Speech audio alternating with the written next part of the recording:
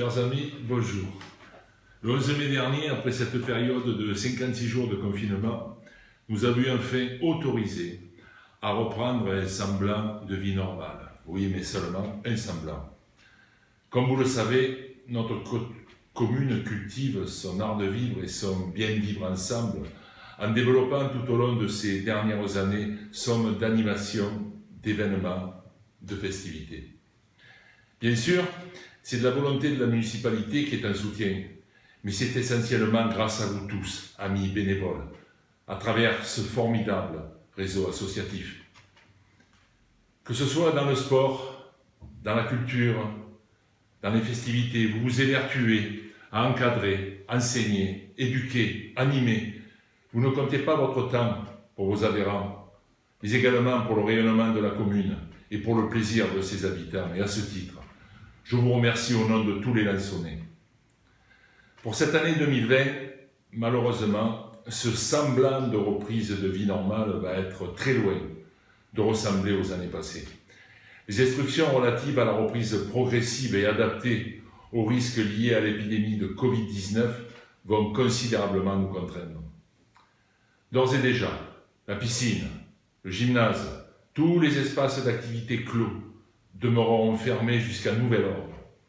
Toutes les activités physiques et sportives entraînant des contacts, sport collectif, sport de combat, et tous les sports ne permettant pas de respecter la distanciation physique, même en plein air, ne sont pas autorisés. Seuls les sports individuels en extérieur le seront et sous condition. Depuis mi-avril, toutes les semaines, le service des sports et celui des associations tiennent informés ces dernières sur l'évolution des consignes de l'État. Pour information, sachez que tout de même, depuis lundi, sont autorisées à reprendre 5 associations. Le tennis, le ball-trap, le tir à l'arc, les jeux de boules et l'ensemble fitness en extérieur, dans des conditions que les dirigeants de ces associations vous communiqueront. En évoquant la reprise de l'ensemble fitness, je pense aux associations qui, en partenariat avec la municipalité, ont maintenu un lien avec leurs adhérents par le biais de vidéos en ligne pour continuer à pratiquer son activité favorite.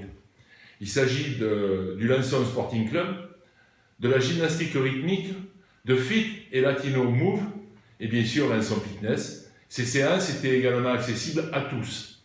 J'adresse un remerciement appuyé à toutes ces associations.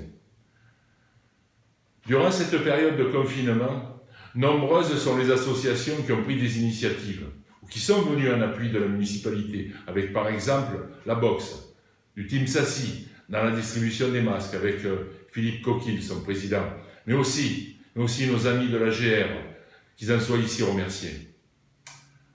Pour les festivités, l'état d'urgence sanitaire jusqu'au 15 juillet et pour la suite, les consignes draconiennes qui ne vont pas manquer d'être exigées, ne permet ni aux associations, ni à la municipalité d'envisager la moindre manifestation.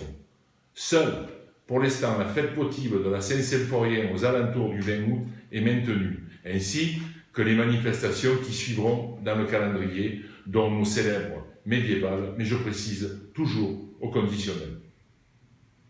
De son côté, la médiathèque a repris du service le 11 mai. Néanmoins, il n'y a pas d'accueil physique. Les documents empruntés peuvent être retournés par le biais de la boîte à livres et la mise à disposition de documents peut se faire par le drive du roulage. Vous pouvez consulter le mode d'emploi sur le site web de la mairie, mais encore téléphoner aux agents sur place à la médiathèque. Je vous rappelle aussi la mise en ligne par le service culture de la commune depuis le 1er avril sur les réseaux sociaux du CultureCom au fil des jours. Un moyen, durant toute cette période de confinement, de se cultiver, de se divertir, de se détendre seul ou en famille. Ce printemps et ce début d'été ont vu tant de beaux événements reportés. Les 20 ans du jumelage avec la ville italienne de Vogonia, qui, entre parenthèses, était dans l'œil du cyclone lors de cette dramatique épidémie de coronavirus, et à qui nous adressons toutes nos pensées et notre amitié. Il était prévu pour cet anniversaire également la signature de la charte du jumelage avec la ville de Radstock en Angleterre, qui devait donc être présente. Mais ce report, quelque part, va nous permettre d'intégrer l'année prochaine la signature de la charte de jumelage avec la ville espagnole d'Empedred, donnant pour l'occasion un magnifique rassemblement de villes européennes à Lançon. Nous avons dû également reporter le congrès européen des Feux de la Saint-Jean, programmé les 15 et 16 mai. Et de là découlera un privilège pour notre commune qui se voit donc confier pour un an de plus, par la force des choses, la garde de la statue de Saint-Jean et de la Coupe Sainte. Report également de la première édition de la Journée de la Nature qui devait se tenir le 23 mai.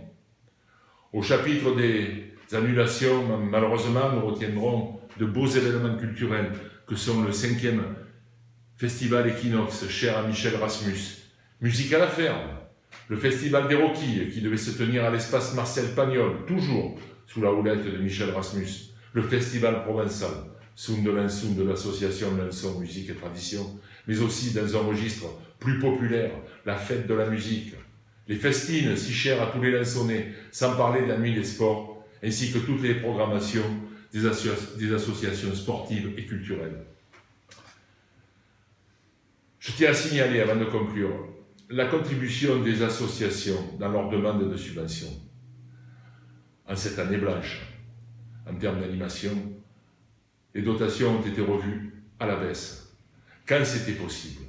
Et cet effort va nous permettre d'amortir quelque peu les dépenses directes supplémentaires liées à cette épidémie, dépenses budgétées à hauteur d'environ 200 000 €.